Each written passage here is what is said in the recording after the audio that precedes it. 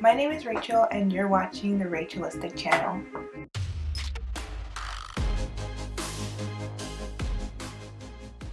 I'm back! Welcome back to my channel. It's been a while since I posted my last video and I have a good reason for that. I got married and yeah, the closer that it was getting to the wedding, the more stressed I was getting and the less I was able to really do anything with videos. So that's why it's been like about a month or so since I posted my last video. I think it's been over a month actually, but I'm back. I'm back to some sort of a routine, so yeah, I'm ready to post more videos again. So before I get into the video, I just want to say if you hear any like faint buzzing or something in the background, it's because there's like a fly flying around that I can't seem to get rid of. It's very annoying, but I'll try to get through this video. Hopefully it's not annoying to you too. So yeah, okay. So today's video was inspired by a comment that I got about 3 or 4 months ago. Instead of just like replying to the comment, I decided to make a video because I just had a lot of things that I wanted to say and I would have ended up writing like a whole essay. So I just decided to make a video instead.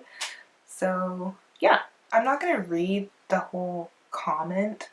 I'm just gonna give a summary of what they were saying because the comment is kind of long. So basically what they were saying in the comment was that it doesn't make sense to say that people are just autistic, meaning that they're not mild or like severely autistic, that they're just autistic. They're saying that it doesn't make sense to say that because autistic people have varying degrees of the different traits, which makes their autism either mild or severe. That was kind of what they were saying. They also said that it doesn't make sense to say that every autistic person is different and yet say that mild or severe autism doesn't exist. So from what I got from this comment, what I understood that they were saying is that saying like people are just autistic means that every autistic person is like on the same level, or like their autism all presents in the same way, is kind of what I understood that they understood. I'm thinking that they think that the autism spectrum is based on like someone's functioning level or like their support needs. So that's kind of what I understood what they were saying. So to reply and like kind of say what I want to say about this topic, before I do that, I want to give like a kind of backstory definition on like functioning labels, just in case you don't know. So like the terms like low functioning and high functioning, they were first coined in the 1980s, which actually wasn't really that long ago.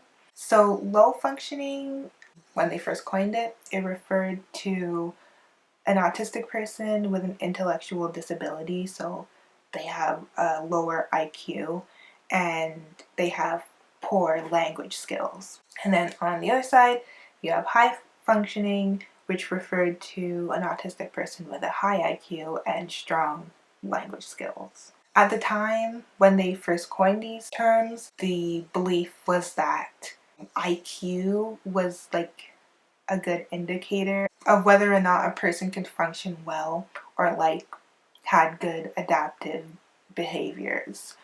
Since then, the thought has changed. Like we know more about like IQ and like adaptive behaviors and stuff. And so what a low functioning or high functioning autistic person looks like is kind of different from that. So now if you just search up on your computer severe autism or low functioning autism or level 3 autism, the description that you'll find is an autistic person who is nonverbal, limited speech, and or they have restricted communication skills, they have sensory processing issues, they have extreme difficulty dealing with changes to their routine, and they might have other challenges like aggression, eloping, or self-injury, and they'll be unable to live independently and need 24-hour care. Some other names that this is called is classic autism, Kanner's autism, low functioning autism, I already said low functioning autism, and profound autism. So on the flip side of that, if you search into your computer mild autism or high functioning autism, the description that you'll find is a person who's clearly autistic but has well-developed spoken language and other skills. They have advanced academic abilities, but they struggle with social skills and sensory issues and organizations. And some other names you'll find for it are Asperger's syndrome and level 1 autism. So that's kind of a definition, history a little bit of those terms. So now I want to talk about what I mean when I say just autistic. So first of all, I never actually said just autistic. In the video that the person commented on, what I was saying was that the autism spectrum doesn't go from like less autistic to more autistic. It's a circular spectrum, so you either are autistic or you are not autistic. So I think that's where they got just autistic from, but that's not really what I meant. I was just saying that like someone is either on the autistic spectrum or they are not on the autistic spectrum. So there's no such thing as being like a little bit autistic. So that's what I was trying to say. So I'm just gonna like explain the autism spectrum just a little bit better because I feel like I didn't explain it very well. I think a big misconception is that the autism spectrum is based on like functioning ability or like a person's support needs. So when people think the autism spectrum, they're thinking mild, moderate, severe. But that's not what the autism spectrum is based on. It's based on the traits of autism. That's why it's circular and not linear. When the DSM-5 came out and they got rid of a lot of diagnoses and put it all together under the term autism spectrum disorder, basically like what they did is that they saw all of these other diagnoses, so things like Asperger's, there's autism, Asperger's, Rett syndrome, PDD-NOS, and there are some others that I don't really know, but basically they looked at all of these things and they said, okay, these all have like basically the same traits, they're just in varying degrees, but they could all fit under the one term autism spectrum disorder. So for an example, just to kind of better show what I mean when I say that it's a circular spectrum. So I have a picture here of kind of where I would be on the spectrum. It's just an example. Like I did this quiz thing like a while, I don't remember when I did it. It was a while ago, and it gave you like kind of a picture of like where you would be on the spectrum. And so I thought this would be a good example to show what I mean when I say a circular spectrum. So as you can see, there are like lots of different traits here of autism, and there's more traits than this of autism, but this is just an example. And so you can see that I have different levels for each trait. And so somebody else who's autistic will have different levels from me of all these traits, but we are both still autistic. We are both still on the spectrum. We just have different levels of the same traits. So yeah, that's basically how the autism spectrum works. So the person was right in their comment to say that every autistic person has varying degrees of the different traits, because that is true, but I think they just misunderstood that the autistic spectrum is based on the traits. It's not based on like someone's functioning level or on their like support needs. So I hope that all makes sense. And so now I kind of want to go into talking about like functioning labels and why I don't use them. That's why I won't say that somebody is mildly autistic or severely autistic, or someone is low functioning autistic or high functioning autistic. Yeah. The first reason why I don't use those terms is because I feel like they are inaccurate. I feel like they inaccurately describe like an autistic person's experience. So especially when you say like high functioning or low functioning, it implies that the person is always high functioning or they are always low functioning. But that's not really how it works. A person's adaptive behaviors depends on their environment, and like our environments are constantly changing. Like that's just like a fact for everybody on this earth. Like your environment is always changing.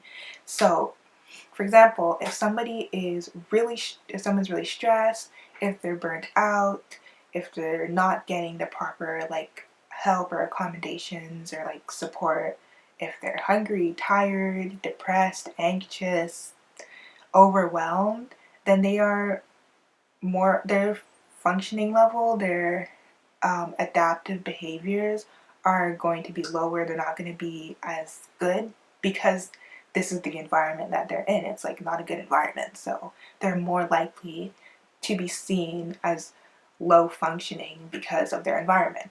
But on the flip side, if they're happy, if they're healthy, if they're getting the proper accommodations, getting the proper support, if they, you know, have access to like communication aids, they're like living the good life, they're thriving, then their functioning abilities, their adaptive behaviors are going to be higher, way better, and they're more likely to be seen as high functioning because of the environment that they're in, right?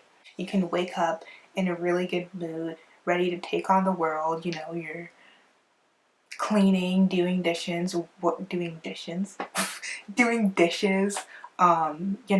super organized, getting your life, getting everything together, and then you hit a wall, you burn out, and now you can't do anything. And now everything is incredibly difficult to do. Maybe you you shut down and now you're seen as low functioning. So it's like, it doesn't make sense to me to say that someone is either high functioning or low functioning because like it can change.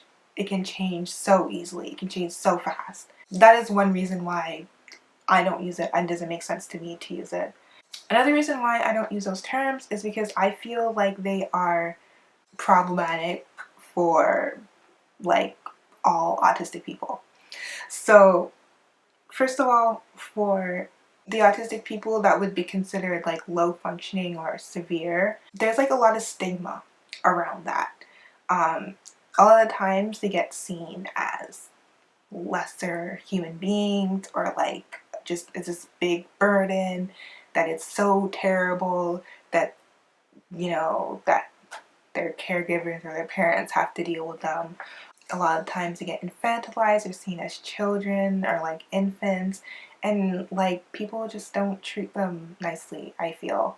Yeah, like if you were to say to somebody like just like a regular person, just like somebody who doesn't know a lot about autism, if you say, "Oh, this person is low functioning," they're gonna be like, "Oh, yikes, like that's a terrible thing." Like there's like a whole stigma attached to that. And then on the flip side, people who are seen as high functioning or mildly autistic, they're seen as like not autistic enough. People who don't know a lot about autism, they hear someone as high functioning or someone is mildly autistic, then they're gonna think, oh, they don't really need help with anything then. They can do everything on their own, they're fine, they're basically not even that autistic. It's pretty much what they're gonna think. So that ends up creating barriers to getting like help, to getting accommodations, because people hear that you're high functioning and then they're like, oh, well, why can't you do it then? You're high functioning. It's like, what? It just makes things more difficult than it needs to be, really. And then also they're seen as like being like attention seeking or like just saying you're autistic for a trend, which literally, who has ever said that they're autistic just for a trend? When has being autistic ever been a trend? So that's the problems that come with saying high functioning.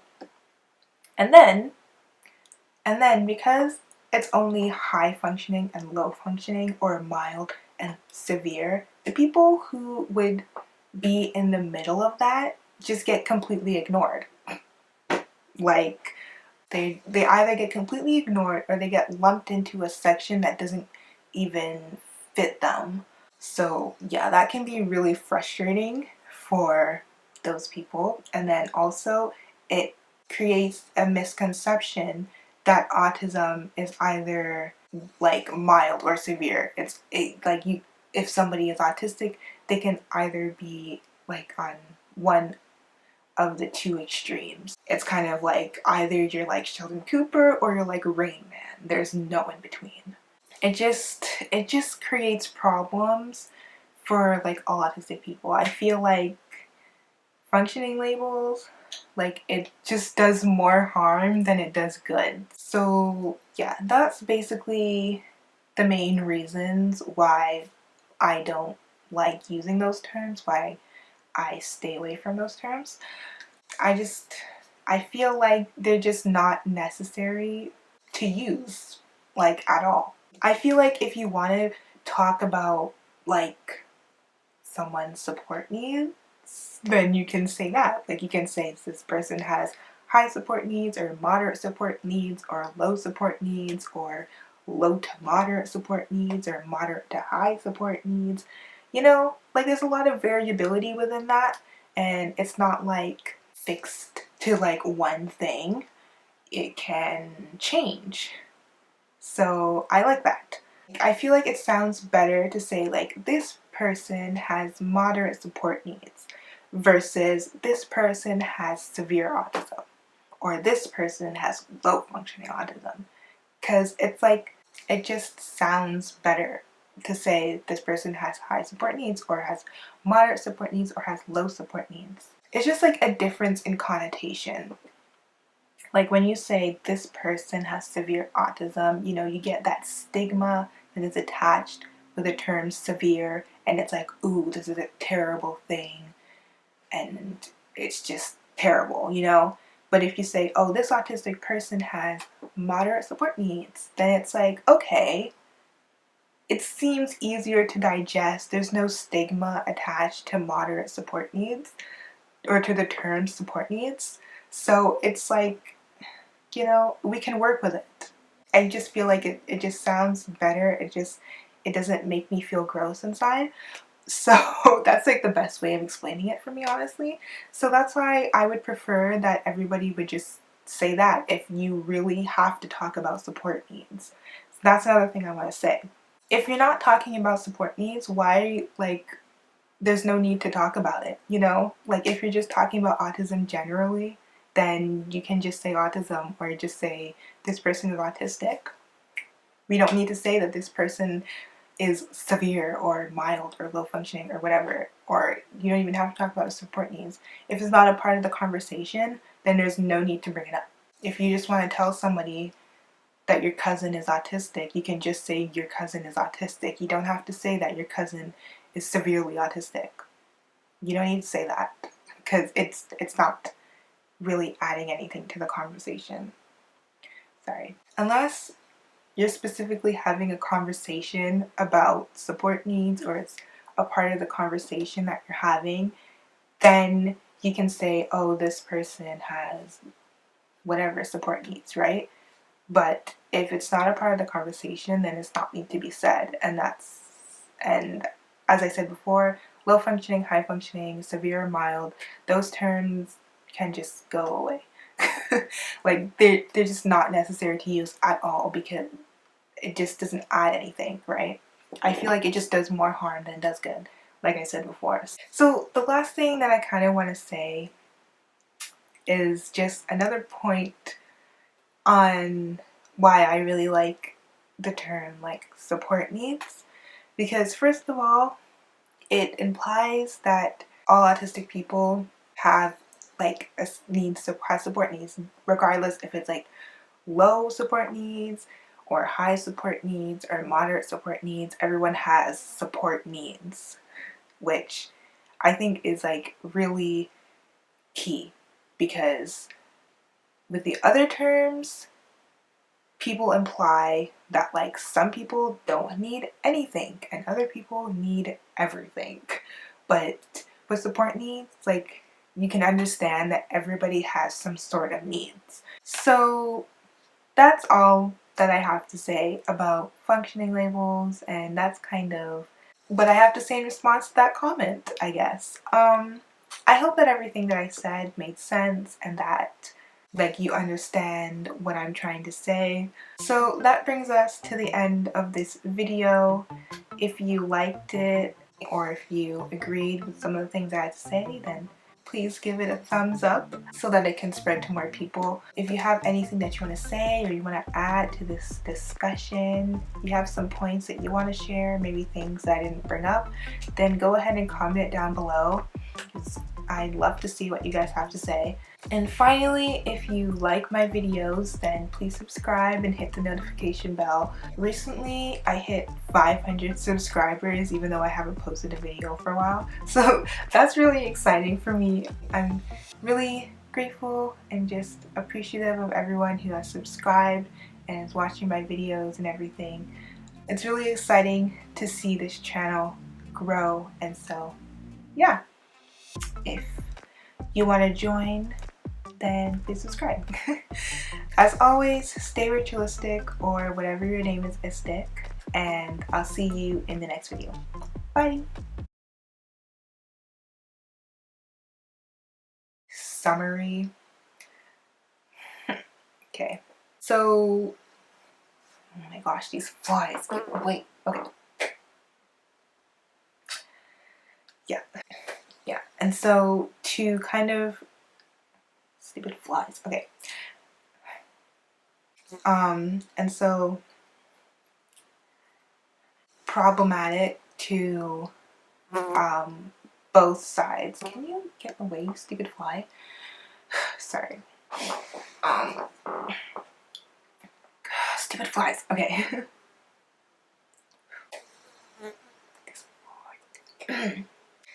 These flies. Okay.